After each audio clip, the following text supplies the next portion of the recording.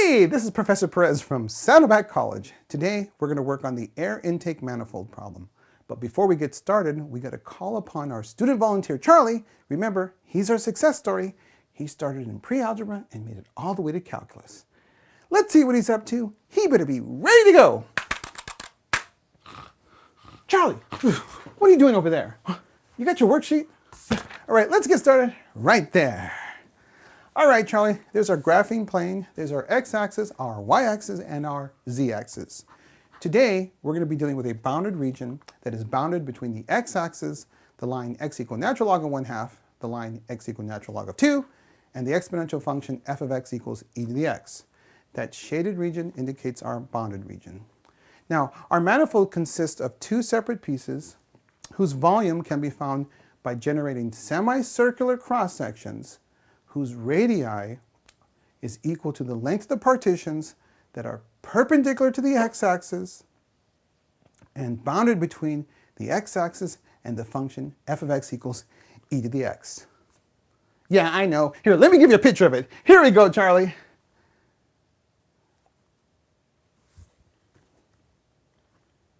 There you go. Now, there's our piece.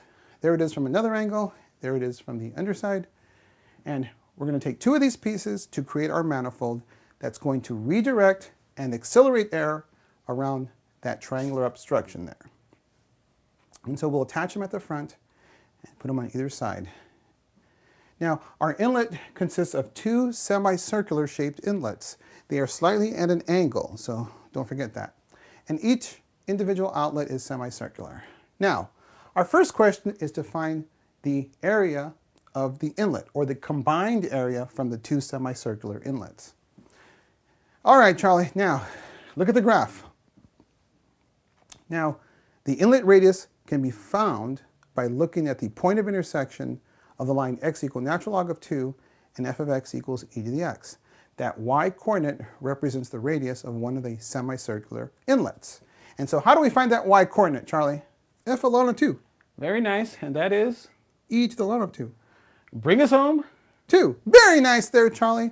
Now, the combined area of our two semicircular inlets give us the area of a circle. And so we'll substitute radius with 2, right? And so the combined area is 4 pi inches squared. Oh, I did forget to mention that our units are in inches. So there we go. Now, our next question is to find the area of one of the individual outlets, which are semicircular, right? All right, Charlie, now for that, we got to look at the other side of the graph. And now we're looking at the point of intersection between the line x equal natural log of 1/2 and f of x equals e to the x. That y-coordinate represents the radius of the semicircular outlet. And so how do we find y, Charlie? F of natural log of 1/2, which is e to the natural log of 1/2. Bring us home. 1/2. Very nice there, Charlie. Now, since our outlets are semicircular, we'll use the formula area equals 1/2 pi r squared, and we'll substitute r with 1/2. All right, Charlie, what's 1/2 squared? 1/4 times 1/2, 1/8. Very nice, and so our area is pi over 8 inches squared. Now that is the area of one of the individual outlets, right? All right, Charlie, now that we're warmed up, let's do a tougher one. All right, don't get scared. Here we go, Charlie, right here. Now in this problem, we have to find the volume of the manifold. Remember, there's two separate pieces. So let's do a quick review.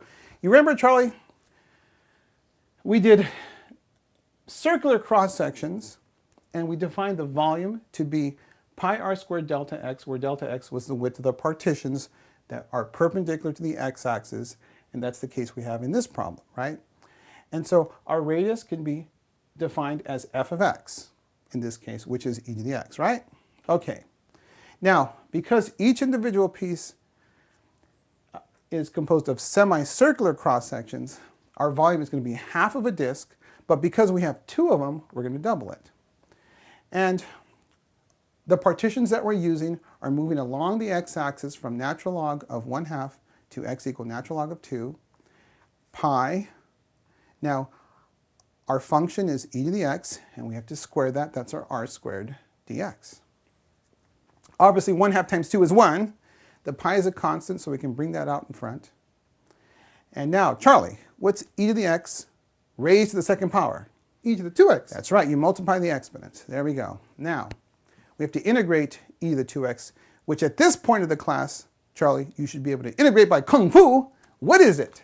E to the 2x over 2. Very nice there, Charlie. Or you can use a u substitution if you have to. Don't forget about your limits of integration.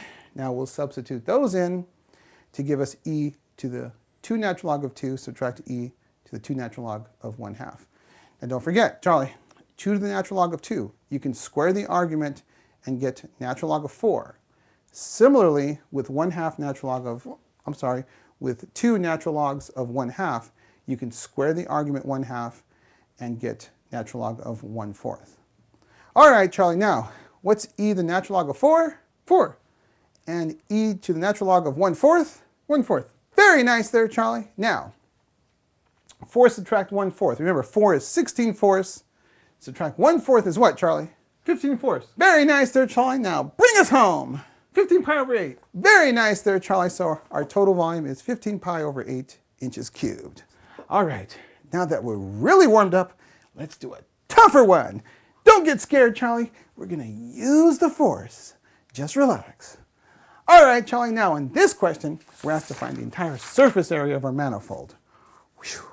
All right, here we go, Charlie. Now, don't forget, we have 2 separate pieces.